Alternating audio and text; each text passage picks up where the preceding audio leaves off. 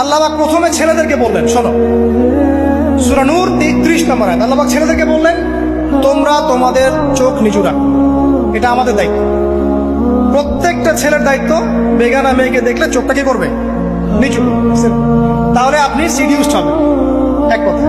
2 number, আল্লাহ পাক আমাদেরকে বললেন, তোমরা তোমাদের লজ্জাস্থানকে হেফাজত করো। কাদেরকে? আমাদেরকে, মানে ছেলেদেরকে। প্রথমে আল্লাহ পাক ছেলেদেরকে বললেন, চোখ নিচু করে রাখো, লজ্জাস্থানে হেফাজত করো। ঠিক আছে? সূরা বানী ইসরাঈল আল্লাহ পাক বললেন, জিনার ধারের কাছেও যেও না, ধারের কাছেও যেও। আল্লাহ পাক আরো বললেন, যদি কেউ জিনা করে ফেলে সূরা নূরে, তাহলে তাকে 100টা বেত্রাঘাত করতে হবে। কয়টা? 100টা, এবং 1 বছরের জন্য তাকে বহিষ্কার করতে হবে।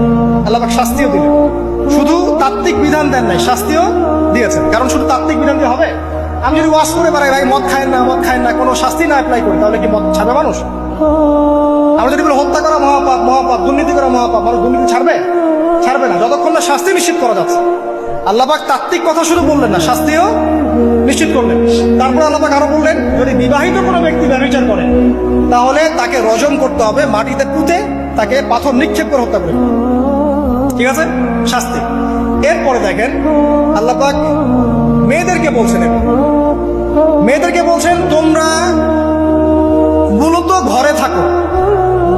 যদি বাইরের পরিবেশ তোমাদের অনুকূলে না থাকে, তোমরা ঘরে অবস্থান করো।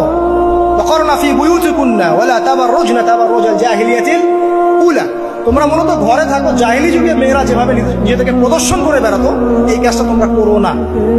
যদি করো তাহলে সমাজে বেহায়াপনা, ফাহেসা বেড়ে যাবে, তোমরা নিজেরাই ক্ষতিগ্রস্ত হবে, যেটা ওরা হচ্ছে এখন। আচ্ছা।